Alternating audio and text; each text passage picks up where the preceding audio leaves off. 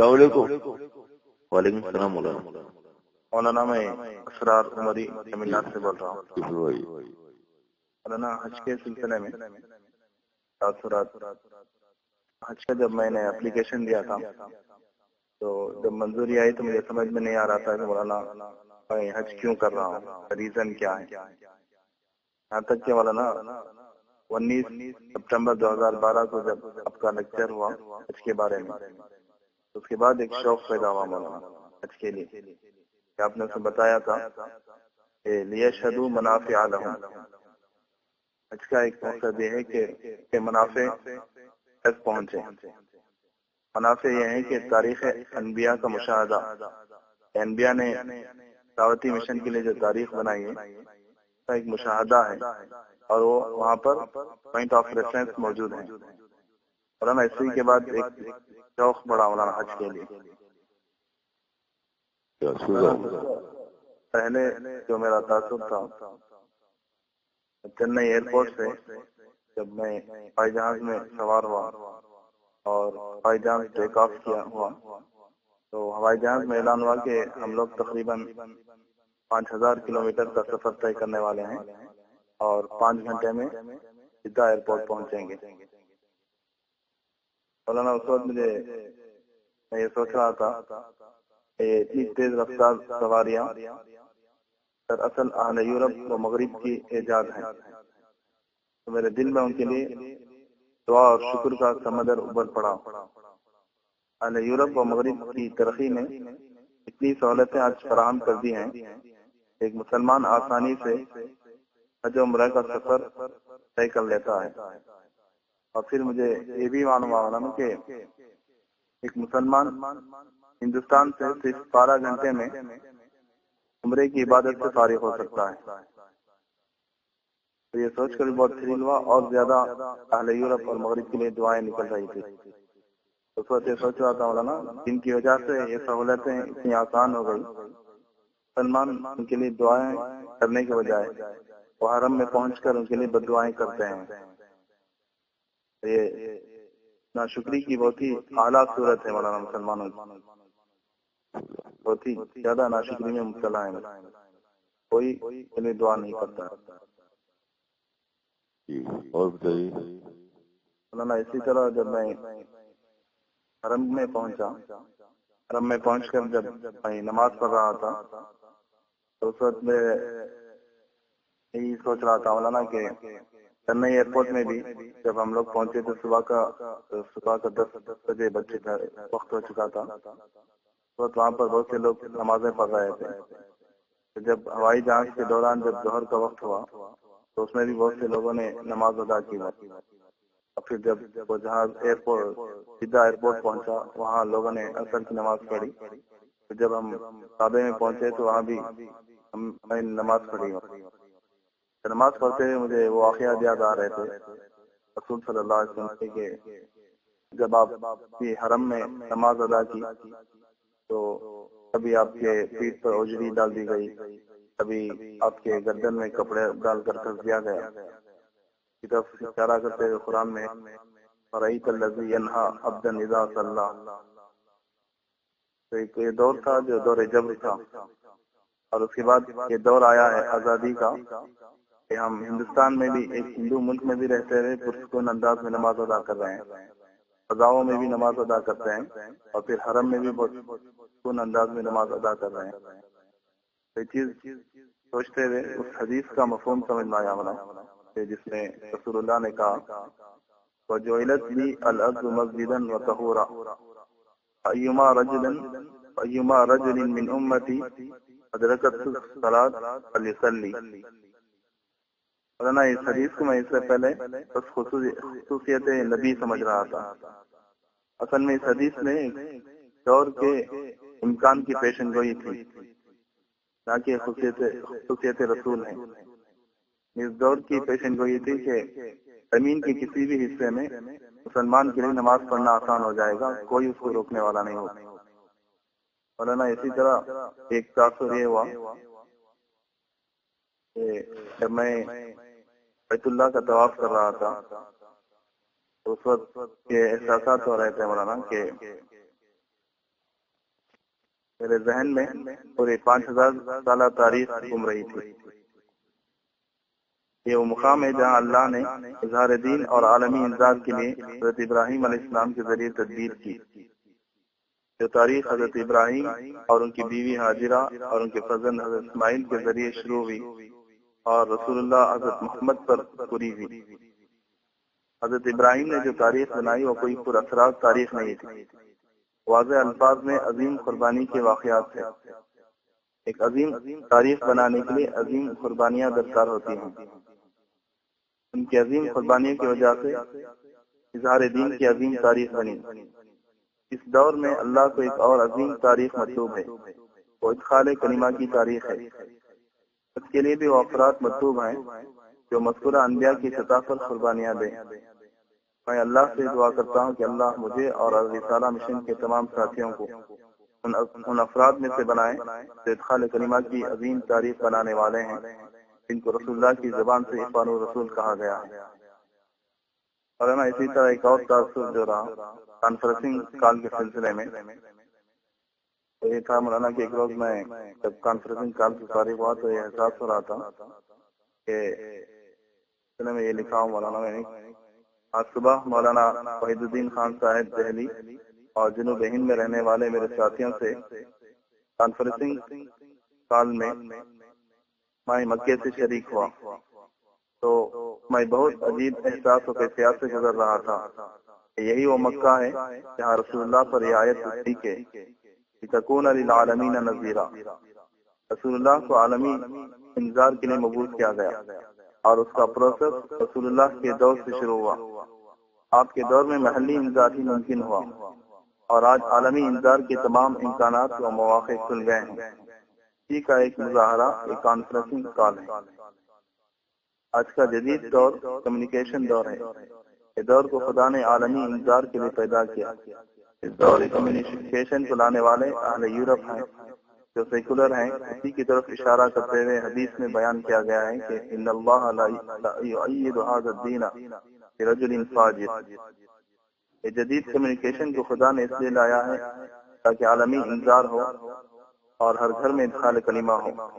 لیکن عجیب بات ہے کہ مسلمان ان لوگوں کو اپنا دشمن سمجھ لیا جو اس دور کمیونیکیشن کا سبب بنی، وجہ اس کے کہ مسلمان ان کو اپنا مدعو سمجھتے اور ان کے خیر خواہ بنتے اور ان کے لیے ہدایت و دعوت کی دعائیں کرتے اور لعلک باخع نفسک علی آثارہم والی نفسیات میں جیتے۔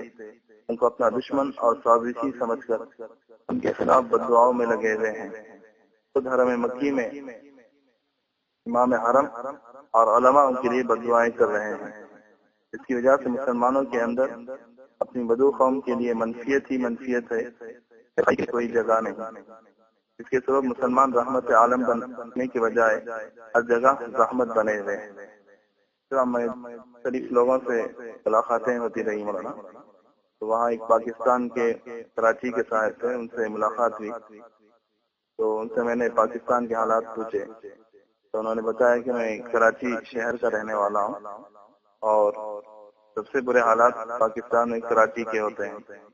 روزانہ کم از کم 20 افراد مارے جاتے ہیں، لیکن مارنے والے کو نہیں پتا کہ وہ کیوں مار رہا ہے، اور جو مقتول ہے اس کو نہیں معلوم کہ وہ کیوں مارا جا رہا ہے۔ ان کی بات سن کر مجھے وہ حدیث یاد آئی، قرب قیامت کی ایک علامت یہ بتائی گئی ہے کہ قال رسول اللہ والذی نفسی بیدی یأتین علی الناس زمان لا يدري القاتل في أي شيء قتل ولا يدري المقتول على أي شيء قتل۔ مولانا ایام الحج میں جو مینار عرفات میں جو ہمارا وقت گزرتا ہے اس میں تاثر یہ رہے مولانا کہ سب سے زیادہ ہمارا قیام میدان مینا میں رہتا ہے۔ 4 روز ہم رہتے ہیں، 8 ذی الحجہ، 10، 11، 12 اور 13۔ مولانا میدان مینا میں رہتے ہوئے میرا یہ تاثر رہا کہ مینا ہی وہ میدان ہے جہاں صاحب رسالت میں بہت سے وفود آیا کرتے تھے، رسول اللہ وہاں پہنچ کر ان لوگوں کو اسلام کی دعوت دیا کرتے تھے۔ تو وہیں پر 4 اہل یثرب کے اللہ کے رسول کو ملے۔ ایک موقع تھا جو رسول اللہ نے اس کا استعمال کیا اپنے زمانے میں. تو یہ سوچتے ہوئے مجھے بات یاد آئی مولانا کہ اللہ کے رسول کے لیے میدان مینا مکے میں تھا، لیکن آج سارے مسلمانوں کے لیے ساری دنیا میدان مینا بن گیا ہے مولانا. دیکھیں جو ٹوریزم انڈسٹری ہے کی وجہ سے ہر جگہ مدعو خود بخود پہنچ رہا ہے. میدان مینا کے ایک موقع کو رسول اللہ نے استعمال کیا. ایسے ہی سارے عالم اور مسلمانوں کے لیے ایک میدان مینا ہے، اس لیے ضروری ہے کہ وہ وہاں پہنچے اور ان لوگوں کو دعوت دے جو ٹورسٹ آتے ہیں. اور اسی طرح جب میدان عرفہ میں پہنچا میں تو میدان عرفہ میں تو بہت عجیب منظر ہوتا ہے کہ ساری دنیا کے لوگ احرام باندھے ہوئے ایک ہی لباس میں آتے ہیں، کوئی فرق نظر نہیں آتا. بالکل یہ چیز جو ہے میدان حشر یاد دلاتی ہے مولانا. حشر میں اسی طرح تمام لوگ اتنی سے اٹھ کر خدا کے سامنے حاضر ہوں گے. اس وقت ایک بات مجھے سمجھ میں آئی مولانا کہ میدان حشر میں جب ہم پہنچیں گے بس ہمارے سامنے قائم اعمال ہوگا اور اسی پر ہمارا محاسبہ ہوگا اور اس کے بعد کوئی عمل کی گنجائش نہیں ہوگی. لیکن میدان عرفہ میں ہم کو یہ پیغام دیا جا رہا ہے کہ اس میدان حشر کو ابھی یاد کرو، ابھی آپ کے لیے عمل کا موقع موجود ہے. تو میدان حشر آئے گا تو اس وقت آپ کا عمل کا دروازہ بند ہو جائے گا. یہ بہت ہی عجیب احساس ہو رہا تھا. اسی طرح مولانا کہ بہت سے ربانی تجربات کے ساتھ ساتھ امت مسلمہ کے کیا احوال ہیں اس کا بھی بہت زیادہ تجربہ ہوا ہمارا. حج میں مختلف ملکوں کی امت کے نمائندے آتے ہیں. ان کے ملنے سے اور ان کے ساتھ رہنے سے یہ یقین میں اضافہ ہو گیا مولانا مجھے کہ امت اب بالکل زوال یافتہ ہو چکی ہے. ایک مثال یہ ہے مولانا کہ جب میں مدینے سے میری روانگی ہوئی چنئی کے لیے، تو جب جہاز چنئی میں لینڈ ہوا تو میں نے قرآن جو ایئر کرافٹ تھے ان کے درمیان تقسیم کیا. تو ان میں سے ایک ایئر ہوسٹس تھی مولانا، اس کا نام مسز ریکھا تھا. تو اس نے مجھ سے کہا کہ میں آپ سے کچھ کہنا چاہتی ہوں. میں نے کہا کہ ضرور آپ یہ جو کہنا چاہتے ہیں. تو اس نے کہا کہ مولانا سفر میں جو ہم کو سب سے برا تجربہ ہوتا ہے وہ حاجیوں کی فلائٹ میں ہوتا ہے. میں نے کہا کہ لوگ آپس میں جھگڑا کرتے ہیں کہ ان کو سنبھالتے ہوئے ہم لوگوں کو بہت مشکل ہوتی ہے. جب ہم کو حج فلائٹ میں ڈیوٹی لگتی ہے تو سب سے زیادہ پریشانی ہوتی ہے. اس نے کہا کہ سامنے فلائٹ کے سامنے کی سیٹوں میں ایک معذور آ گئے تھے، تو میں نے چاہا کہ اس کو سامنے بٹھا دوں اور اس سیٹ میں جو فرد ہے اس کو کہیں اور بٹھا دوں. تو معذور کو بٹھا دیا گیا. جب وہ صاحب آئے تو میں نے ریکویسٹ کی کہ وہ دوسری سیٹ لے لیں، تو وہ بالکل تیار نہیں ہوئے بلکہ وہ معذور آدمی کے بال پکڑ کے اٹھا دیے. وہ خود یہ کہہ رہی تھی مولانا کہ ریکھا نے کہا کہ مجھے سمجھ میں نہیں آتا ہے کہ آپ لوگ حج کیوں کرتے ہیں. تو میں نے ان سے کہا کہ الٹریسی کی وجہ سے ایسا یہ لوگ کرتے ہیں. تو اس نے کہا کہ الٹریسی الگ بات ہے کہ اندر انسانیت ہی موجود نہیں. میں نے کہا کہ اس سے دیکھیے میں جو آپ کو قرآن دیا ہوں وہ CPS کا قرآن ہے. ہمارا مشن یہی ہے کہ ہم مسلمانوں میں اور مسلمانوں کے اندر انسانیت کو لائیں. تو فوراً بولی کہ گاڈ آپ کو آپ کے مشن میں سکسیس کریں. یہ بالکل تجربہ تھا مولانا. تو کل روانگی کے وقت ہر جگہ مولانا تو قرآن میں کہا گیا کہ لا جدال، لیکن ہر جگہ جعلی جدال رہتا ہے حج میں. کہ آغاز سے لے کر آخر تک ہر جگہ حاجی جعلی جدال کرتے ہیں، کوئی اس سے سبق لے کر لوٹتا نہیں. حتیٰ کہ ہمارے غیر مسلم بھائیوں کو بھی اس کا بہت تلخ تجربہ ہوتا ہے.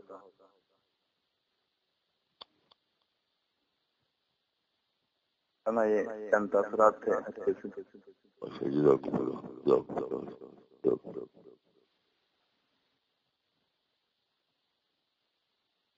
بسم اللہ الرحمن الرحیم. دیکھیے حج جو ہے پہلے زمانے میں عبادت کے لیے ہوتی تھی. اب میں سمجھتا ہوں کہ حج کا کام صرف شاید یہ رہ گیا ہے امت کے دردمند افراد وہاں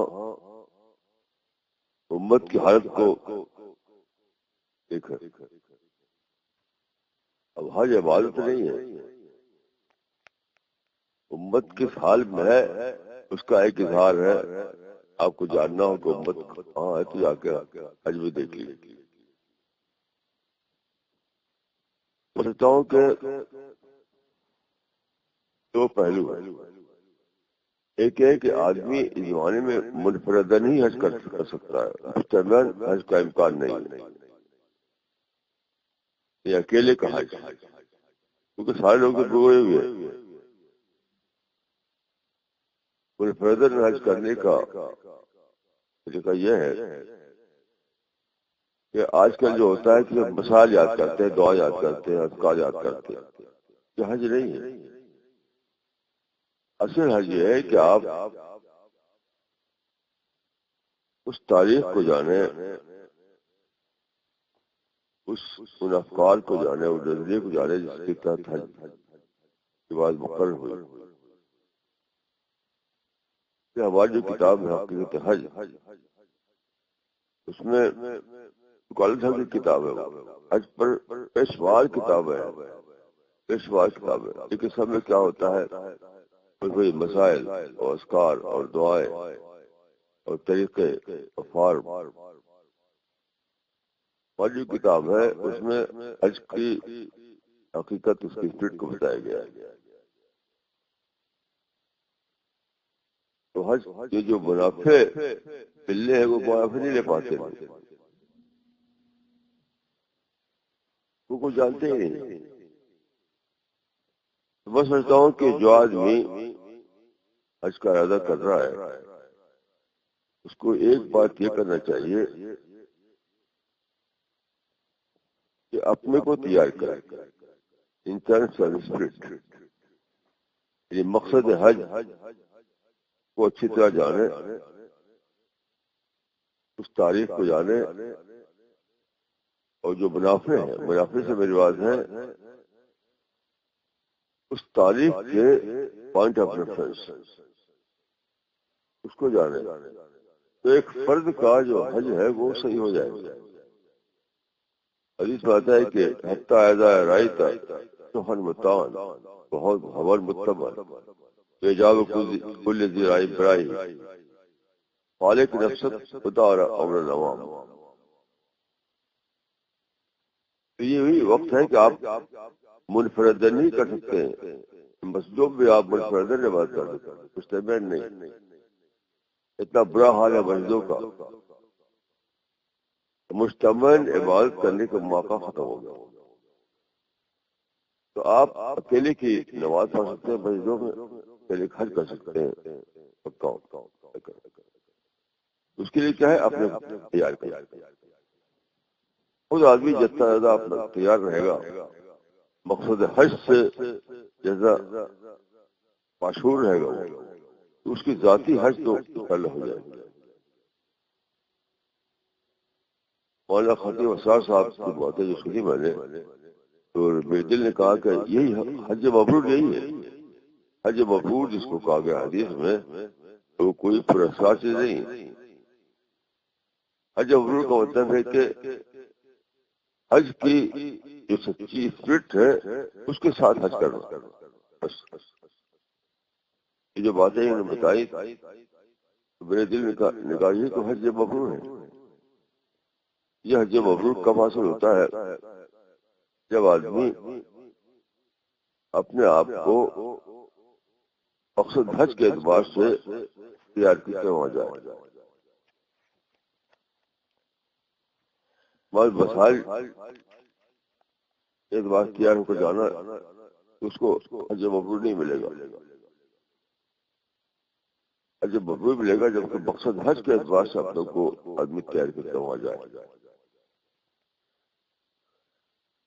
یہ چیز لوگوں کے ذمہ واضح نہیں ہے جو جاتے ہیں حج کرنے، وہ بس سمجھتے کہ مسائل کی تکمیل کر لیا تو حج ہو گیا.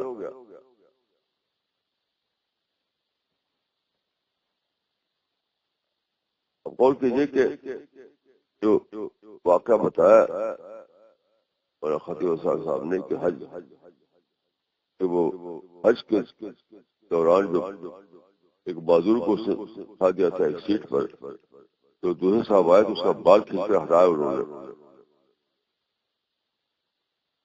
اب اگر وہ حقیقت حج کو جان کر گئے ہوتے تو ایسا نہ کرتے ہو، کیونکہ دیکھیں روایت بتا ہے کہ رسول اللہ صلی اللہ علیہ وسلم نے جب حج کیا تھا، اس کو حج الوداع کہتے ہیں،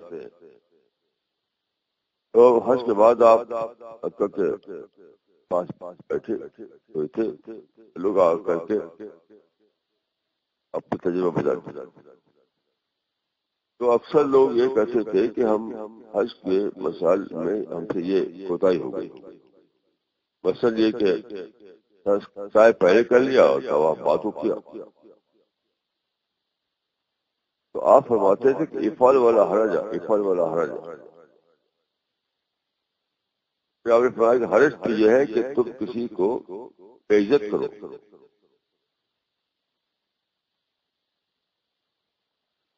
اب غور کیجیے کہ وہ آدمی کو یہ ہمت کیسے ہوئی کہ اس آدمی کا بال پھر کے ہٹا دے، کیونکہ وہ سمجھتا ہے کہ حج تو مسائل کے اعتبار سے ہے، مسائل میں یاد ہے، مسائل کے اعتبار سے میں خوب حج کر ڈالوں گا. ہر موقع پر جو مذکور، ہر موقع پر جو دعا ہے، ذکر ہے، جو مسائل ہے، اس ترتیب کو پورا کر لوں گا. تو اس کے نزدیک حج تو وہ ہے، اور یہ جو فیل کیا اس نے، اس کو پتہ نہیں کہ اس کے سارے حج کو باطل کر دیتا ہے. باطل ہے جو انہوں نے بتایا کہ قرآن میں ہے کہ وہاں جدالی جدال رہتا ہے. یہ سب مسئلہ یہ ہے کہ فقہا نے جو بنایا ہے حج کا نقشہ، اس میں یہ سب ہے ہی نہیں. بہت سے مسائل میں سمجھتا ہوں کہ اس کی ذمہ داری ان فقہا پر ہے جنہوں نے حج کو یعنی مجموعے مسائل بنا دیا. ساری بحثیں مسائل پر ہوتی ہیں، مسائل حج پر. حقیقت حج پر کوئی بحث ہی نہیں.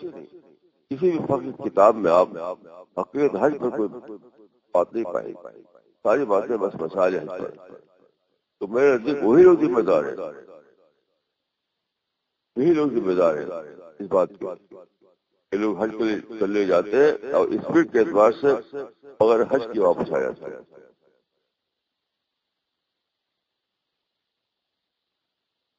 تو یہ مسئلہ سادہ نہیں ہے، یہ مسئلہ کسی تک جاتا ہے. ان لوگوں تک جاتا ہے جو جنہوں نے حج پر کتابوں میں کتاب الحج کے تحت جو باتیں درج کی.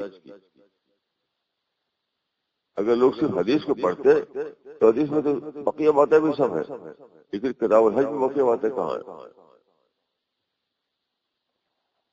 کتابوں میں. یہ بہت نازک مسئلہ ہے. تو میں یہ کہوں گا کہ اس زمانے میں ایک فرد ہی حج کر سکتا ہے. اجتماعی حج کا دور ختم ہو گیا کیونکہ آخری حد تک مسلمان زوال میں شکار کا مبتلا ہے. تو علیہ نفست کا دور ہے. تو میں سمجھتا ہوں کہ مولانا خطیب صاحب کی مثال بہت اچھی مثال ہے کہ تیار ہو گئے تو ان کا حج جو ہے ماشاء اللہ حج مبرور ہوا. لیکن دوسری بات یہ ہے کہ ہمارے جو علماء اور جو مسلمین حج کے لیے جاتے ہیں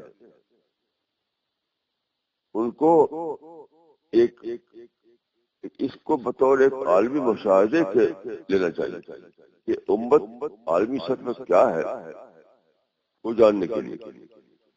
اسے دیکھیے اقبال نے ایک شعر کہا تھا امت مسلمہ کے بارے میں کہ ذرا نم ہو یہ مٹی بہت زرخیز ہے صاف. یہ امت مسلمہ کے بارے میں کہا تھا علامہ اقبال نے جس کا انتقال ہوا 1938 میں. ذرا نم ہو تو یہ مٹی بہت زرخیز ہے صاف. اقبال نے حج نہیں کیا تھا. اگر وہ حج کرتے اور وہاں دیکھتے لوگوں کا حالت تو شاید وہ یہ شعر نہ کہتے. کہ ذرا نم ہو تو یہ مٹی بہت زرخیز ہے صاف. وہ کہتے کہ تو زرخیزی تو ختم ہو چکی ہے, تو بنجر ہے بالکل. تو بہرحال دو باتیں میری سمجھ میں آئی. ایک یہ کہ اس کو واقعی وہ حج کرنا ہے جو اللہ تعالیٰ کو مطلوب ہے, تو اس کے لیے وہ اعتبار مقصد حج تیاری کر کے جائے کہ اعتبار مسائل حج جتنا زیادہ وہ مقصد حج کے اعتبار سے اپنے آپ کو تیار کر کے جائے گا وہ تو اس کا تو ذاتی طور پر وہ حج کے فائدے پا لے گا.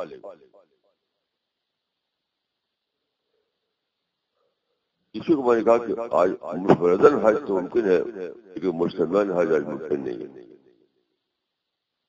اور دوسری چیز جو میں نے عرض کی وہ یہ کہ وہاں امت مسلمہ کے عالمی حالات کیا ہیں اس کو جاننے کا ذریعہ بنانا چاہیے حج کو. لوگ جاتے ہیں بس سوچتے ہیں کہ وہاں گئے اور چلائے تو سارے گناہ معاف ہو گئے اور سارا ثواب مل گیا ہمیں. اس کو تم نے دوہرا دیا اس کے طریقوں کو. اسے جاتے ہیں اور سمجھتا ہوں کہ نہ تو پہلا مقصد حاصل ہو رہا ہے نہ دوسرا مقصد. نہ تو لوگ اپنی ذات کے اعتبار سے مقصد حج کے اعتبار تیار کر کے اپنے کو جاتے ہیں وہاں کم از کم ان کا اپنے ذاتی حج تو ہو جائے. ابھی ذات کے اعتبار سے تو منافع حج کو پالے, ذاتی اعتبار سے منافع حج کو نہیں پاتے. اور دوسری بات جو ہے وہ تیز ذہن کے ساتھ نہیں جاتے, اس لیے وہاں سے وہ اصلاح امت کا کوئی نسخہ بھی لے کر نہیں لوٹتے.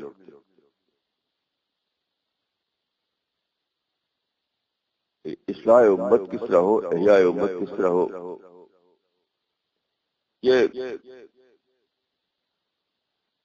اس کا جو طریقہ ہے وہ وہاں سے لے کر لوٹے دریافت کر کے یہ بھی نہیں ہوتا. کیونکہ اس ذہن کے ساتھ وہاں جاتے ہی نہیں. وہ ایک بزرگ دلی میں ہے, اسے وہ حج کے لیے گئے تو جب واپس آئے تو میں اسے ملنے کے لیے گیا. تو اسے میں نے پوچھا کہ بھائی کچھ حج کے تاثرات بتائیے, حج سے کا سبق لے کے آیا. تو بزرگ نے کہا کہ وہاں کیا ہے, وہاں تو بس یہ ہے کھجور ہے اور زمزم ہے, اسی کی لگت بتانے کو کھجور اور زمزم. حالانکہ کوئی ایک سیدھے راضی تھی. ایک صاحب جب حج کے لیے جا رہے تھے, وہ تاجر تھے, وہ ان سے ملنے کے لیے گیا میں. تو میں نے دیکھا کہ زبردست تیاری ہو رہی تھی سامان. ارے بھائی حج وہ چمچہ رکھ لیا کہ نہیں لکھ لیا, دیکھو تو گلاس رکھا کہ نہیں رکھا, شکر بھی رکھ رہا, شاید وہاں ضرورت پڑ شکر کی. یہ سب باتیں وہاں ہو رہی تھی.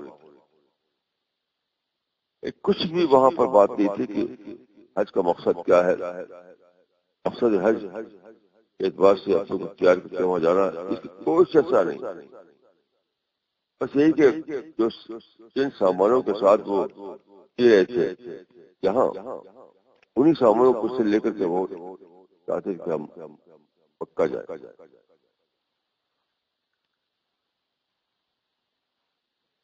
یہ عام بات ہے، یہ کوئی انفرادی بات نہیں ہے، عام بات ہے.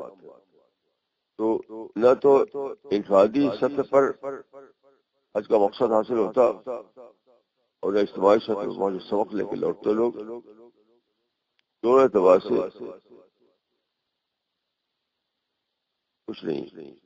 اور بہت ہی عبرتناک بات یہ معلوم ہوئی کہ جو لوگ فلائٹ سے آتے ہیں تو فلائٹ میں زیادہ تر غیر مسلم کرو ہوتا ہے، جو کرو ہوتا ہے وہ تو زیادہ تر غیر مسلم ہوتا ہے. اس پر بہت برا تاثر دیتے ہیں یہ لوگ، جیسا کہ بتایا وہ مسلم ریکھا کے بعد. یہ تو آخری چیز جو پا سکتے وہ بھی نہیں پاتے کہ جن لوگوں کے ساتھ وہ حج کر رہے ہیں جہاز میں، اور اس کو اچھا تاثر پڑے کہ ایک مقدس کام کے لیے جا رہے ہیں یہ لوگ. تو میں سمجھتا ہوں کہ آخری فائدہ جو حاجی لوگ دے سکتے تھے وہ بھی نہیں دے پاتے. معمولی اتنا زیادہ بے شعور ہے لوگ، اتنا بے شعور ہے، یہ بھی نہیں سوچتے کہ یہ غیر مسلم لوگ ہیں، یہ جو کرو ہے جہاز کا اس کے وہ برا تاثر نہ لے. اس کے بارے میں ہم تھوڑا ڈسپلن میں رہیں، تھوڑا باشعور بن کر رہیں، تھوڑا اپنے آپ کو کنٹرول کر کے رہیں تاکہ اچھا تاثر پڑے. یہ اطلاع بھی نہیں. تو آخری فائدہ جو دے سکتے تھے یہ لوگ وہ بھی نہیں دے پاتے. پر میری دعا ہے کہ اللہ تعالیٰ اس کو آپ کو توفیق دے کہ ہم دین کو اس کا اسپرٹ کے ساتھ سمجھیں، اس پر عمل کریں اور دوسروں کو بتائیں. السلام علیکم ورحمۃ اللہ وبرکاتہ.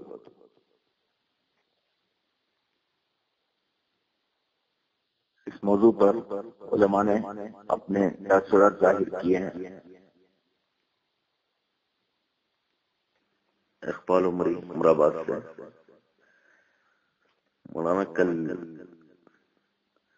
پہلی مرتبہ ایک بات واضح مولانا کہ حج کہتے ہیں اجتماعی فائدہ حاصل ہوگا، اجتماعی پلاننگ ہوگی، کوئی اجتماعی انقلاب ہوگا. یہ تصور تھا مولانا حج کو لے کر. لیکن امت کی حالت دور زوال کی حالت ہے، تو یہاں کوئی بھی آدمی اجتماعی عبادت میں اگر کوئی اجتماعی فائدہ یہ تصور کرے تو یہ ناممکن ہوگا ہے مولانا. انفرادی فائدہ ہی حاصل کر سکتا ہے. بالکل اس بات سے کامل اتفاق مولانا.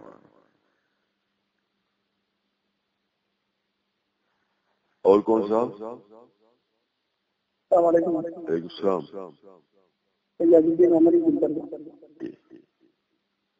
مولانا کل آپ نے فرمایا تھا کہ حج کو جانے سے پہلے حاجی کو اپنے آپ کو تیار کر لینا، تبھی وہ ایک خوشی اور خضوع والا حج کر سکتا ہے. ورنہ جو ہے عام طور پر جو لوگوں کا مزاج یہ بن گیا ہے کہ کچھ مسائل اور کچھ دعائیں اپنے آپ کو تربیت دیتے ہیں اور حج کے لیے جاتے ہیں. اس وجہ سے حج جو ہے ذہنی زوال کا فنومینا بن چکا ہے. اس بات سے کامل اتفاق ہے کہ حج کو جانے سے پہلے ہم کو پہلے اس کی اپنے آپ کو تیاری کرنا.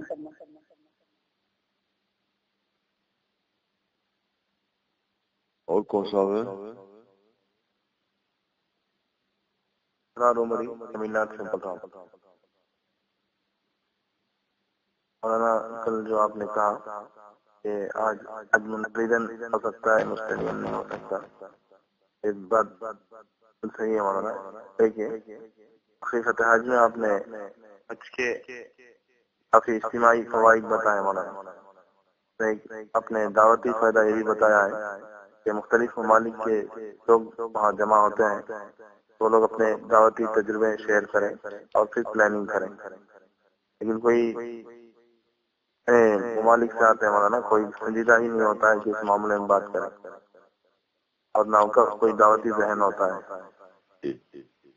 تو اس لیے اس سے ہم انفرادی تو فائدہ حاصل کر سکتے ہیں، اجتماعی کچھ حاصل نہیں کر سکتے. کامل اتفاق ہے. اور کون سا؟ مجھے آپ کو بات کر رہا ہوں مولانا دل درگاہ. مولانا حقیقت میں حج کا نام، حقیقت حج یہ ہے کہ وہ مبنی پر ہے، لیکن سارے علماء اور آج علماء کے درمیان اور جانے والوں کی جو تیاری کرائی جاتی ہے وہ فقہی اعتبار سے اور مسائل مبنی پر مسائل حج کی تیاری کرائی جاتی ہے. تو یقیناً اجتماعی طور پر حج اسپرٹ لیس ہو گیا ہے. تو اگر ہم حج کرنا چاہتے ہیں اپنی پر اسپرٹ، تو خود ہم کو آتے جانے والے کو انفرادی طور پر ہی تیاری کرنا پڑے گا، اور انفرادی طور پر ہی اپنی پر اسپرٹ حج ادا کیا جا سکتا ہے. اس سے کامل کے ساتھ اور کون سا ہے؟ جی مولانا میں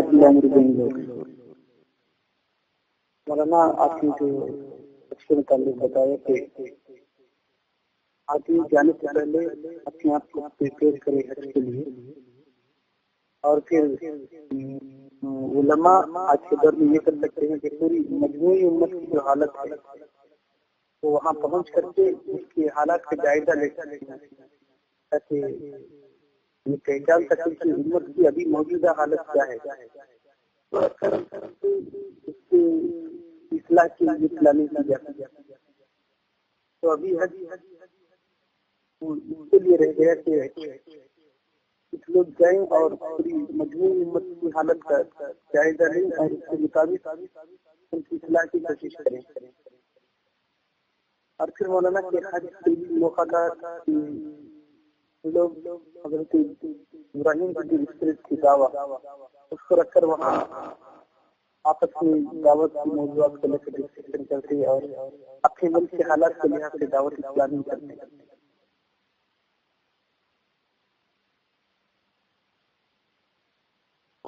اور کون سا ہے؟